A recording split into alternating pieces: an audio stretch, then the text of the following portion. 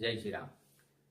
अभी तक हमने ना बेसिक एस्ट्रोलॉजी ऑलमोस्ट 24 क्लासेस जो मेरी प्लेलिस्ट में है वो डाल दी है। ठीक है, आज से हम ना कुछ योगों के बारे में बात करेंगे। ज्योतिष के अंदर जब आपको ज्योतिष को डीप में जानना है कि कौन कौन से योग बनते हैं, कैसे योग बनते हैं, अब हम वो सीरीज स्टार्ट करते हैं।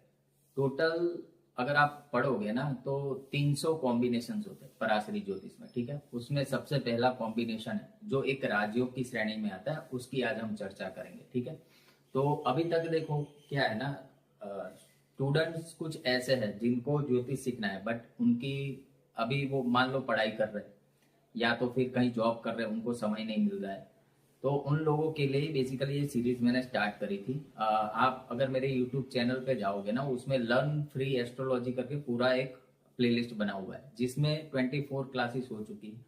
वो क्लासेस आप देखोगे, मैं यकीन से आपको कह सकता हूँ, मान लो आप किसी को कंसल्ट करे ना करे बट आप अपनी कुंडली जरूर से समझ जाओगे और लोगों की कुंडली भी समझ जाओगे। तो आज से हम कॉम्बिनेशन जो 300 महत्वपूर्ण योग बताए गए हैं उसकी सीरीज स्टार्ट कर रहे हैं। सबसे पहला जो योग है वो है गज केसरी योग। ठीक है, अब उसमें देखो आप सबको पता होगा क्योंकि जब तक आप ज्योतिष जानते हो ना, जब आप ये वीडियो देख रहे हो दैट मीन्स कि आपकी रुचि है ज्योतिष के अंदर। बट यहाँ पे ना 2 पॉइंट मैं आपको ऐसे बताऊंगा जो जानना आपको जरूरी है गज केसरी योग को लेके। ठीक है, तो सबसे पहला जो योग है वो है गज केसरी योग। अब ये बनता कैसे है वो समझ लेते हैं। देखो गज केसरी योग ना, जैसे आपका आपका ये चार्ट है।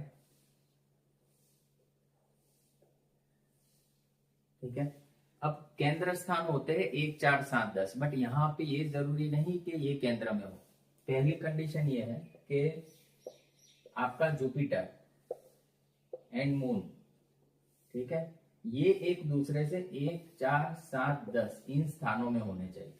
ठीक है, ये गज केसरी का रूल है। तो मान लो कि आपका मून यहाँ पे बैठा है। ठीक है, तो यहां से आपको गिनती शुरू करनी है। जैसे यहाँ पे ही जुपिटर बैठा हो, ठीक है, या तो फिर यहां से चौथा कर गिनो, 1 2 3 4 जुपिटर यहाँ पे बैठा हो। ठीक है, 5 6 7 जुपिटर यहाँ पे बैठा हो, 8 9 10 जुपिटर यहाँ पे बैठा हो। ठीक है, अगर और ये आपके लगन चार्ट में आपको देखना है। लगन चार्ट, लगन चार्ट यानी आपका D1 चार्ट जहां से सारी कुंडली निकली है। ठीक है, तो ये बनाता है कुंडली के अंदर गज केसरी योग। देखो गज केसरी योग क्या है, गज मानी हाथी, केसरी मानी सिंह, यानी ऐसा व्यक्ति जिसका व्यक्तित्व एक शेर की तरह है। ठीक है, उसके पास जो ऐश्वर्य है वो हाथी की तरह है, क्योंकि हाथी क्या है ना, ऐश्वर्य का प्रतीक है। तो ऐसे लोगों को ना सपोर्ट बहुत अच्छा मिलता है जीवन में। मल्टीपल व्हीकल्स होते हैं, मल्टीपल प्रॉपर्टीज होती है। ठीक है, एक राजा जैसा सम्मानित जीवन जीते हैं, जिसके भी चार्ट में गज केसरी योग बनता है। बट इसके ना कुछ रूल्स है। आप कहोगे कि सर ये कॉम्बिनेशन तो मेरे चार्ट में भी बनता है, तो आज तक मुझे तो वो अनुभव नहीं हुआ। सबसे पहले देखो, कोई भी योग फलीभूत कब होता है, वो योग फलीभूत होता है जब उसकी दशा चल जाए। तो या तो गुरु की दशा आ जाए या चंद्रमा की दशा आ जाए, समझ रहे हो ना, तभी आपको ये योग अच्छी तरीके से काम करते हुए देखने को मिलेगा, पहली चीज। अब दूसरी चीज, यहाँ ध्यान क्या रखना है, गज केसरी योग के मैंने वो तो बता दिया आपको कि क्या रिजल्ट है। इन शॉर्ट ये मानो कि एक व्यक्ति ना एक ऐश्वर्यशाली जीवन जीता है, सिंपल है। बट अब ये भी मायने रखता है कि गुरु और चंद्रमा उस कुंडली में किन किन हाउस को रूल कर रहे हैं। मान लो मेष लगन की कुंडली है। ठीक है, यहाँ पे मेष लगन में बनाता हूं।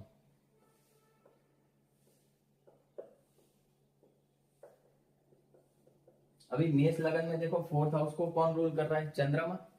9th हाउस को कौन रूल कर रहा है, जुपिटर। अगर मेष लगन के अंदर ये बन जाए ना तो ज्यादा अच्छा है, क्योंकि वो जो हाउसेस रूल कर रहा है ना वो भी अच्छे है। केंद्र का हाउस है, त्रिकोण का हाउस है। अब आप अपने हिसाब से दिमाग लगाओ, आपका लगन कौन सा बन रहा है। ठीक है, अगर आपका लगन ऐसा बन रहा है जिसके अंदर गुरु और चंद्रमा या तो केंद्र के हाउस को रूल कर रहे हो, यानी केंद्र के हाउस के मालिक हो, या तो त्रिकोण के हाउस के मालिक हो, तो आपको ना ये रिजल्ट समझ लो 1000% ज्यादा हो जाएगा।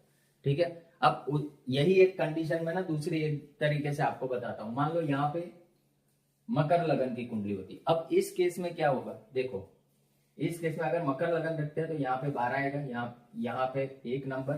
ठीक है, यहाँ पे 2 नंबर, यहाँ पे 3 नंबर, और यहाँ पे क्या है, यहाँ पे 4 नंबर आएगा। तो चंद्रमा छठे घर को रूल करेगा। अब 5 6 7 8 9 और 11वें घर को गुरु रूल करेगा। अब देखो ऐसी कंडीशन में क्या होगा, इस कंडीशन में क्या होगा, क्योंकि पराशर जी ने क्या कहा है, त्रिषणाया के स्वामी अच्छे नहीं होते, 3rd house 6th house 11th house. अब छठे घर का मालिक हो गया चंद्रमा, 11वें घर का मालिक हो गया गुरु। नो डाउट ये योग तो फॉर्म करता है गजकेसरी योग, बट अब क्या होगा, जितना अच्छा रिजल्ट वो मेष लगन के अंदर दे रहा है ना, उतना अच्छा रिजल्ट इन लग्नों में नहीं देगा। समझ रहे हो? तो आपको साथ साथ में ये भी चेक करना है कि वो किस हाउस की ऑनरशिप लेके चल रहे हैं, तभी जाके आप ज्योतिष में ना अच्छा प्रिडिक्शन कर पाओगे। अब ये तो हो गया लगन कुंडली की बात। आपको इस योग को ना रीवेरीफाई करना है आपके D9 चार्ट में। आपने लगन में तो देख लिया, अब D9 चार्ट समझ लो, D9 चार्ट है आपका ये। यहाँ पे एक ही कंडीशन होनी चाहिए, गुरु से चंद्रमा छठे 8वें में ना चला जाए, ठीक है। अगर लगन कुंडली में तो बन रहा है अपने से केंद्र में, बट D9 के अंदर छठे 8वें में चला गया, लेट सपोज यहाँ पे आपका जुपिटर बैठा है D9 के अंदर, ठीक है, एक सेकंड के लिए मानते हैं आपका D9 चार्ट है। अब यहां से चंद्रमा यहाँ आ जाए या तो फिर यहाँ पे आ जाए, तो क्या होगा, D9 के अंदर अपने से वो छठे या 8वें स्थान में चला गया, ये शुभ स्थिति नहीं है। समझ रहे हो? तो लगन चार्ट जो प्रॉमिस कर रहा है ना, तो क्या वो फलीभूत नहीं होगा? होगा। अब होगा क्या इस केस में, उसको सारी चीजें मिलेगी सही, बट वो व्यक्ति ना उसका भोग नहीं कर पाएगा। समझ रहे हो? तो ऐसे आपको ना इंटरप्रेट करना है। अगर लगन D9 में भी बन जाए तो सबसे बढ़िया, बहुत उत्तम, ठीक है। तो आज के वीडियो में इतना ही। ये पहला योग है जो 300 महत्वपूर्ण योग है ना, उसका ये पहला योग है गज केसरी योग, जिसके बारे में मैंने आपको समझाया। यहाँ पे आपको ध्यान किस चीज का रखना है, 2 चीजों का रखना है। पहली चीज है आपका लगन कौन सा बन रहा है, बड़ा इंपॉर्टेंट है, क्योंकि आपको ये चेक करना पड़ेगा कि जो प्लेनेट आपके राजयोग बना रहे हैं वो प्लेनेट किस हाउस की ऑनरशिप लेके चल रहे हैं, पहली चीज। दूसरी चीज, उस योग को रीवेरीफाई करो D9 के अंदर। अगर D9 में स्थिति खराब हो रही है तो ये योग आपको ना उतना अच्छा रिजल्ट नहीं देगा, ठीक है। तो आज के वीडियो में इतना है। आपने जो इतना समय मुझे दिया उसके लिए धन्यवाद। मिलेंगे नेक्स्ट वीडियो में, तब तक के लिए सबको जय श्री राम।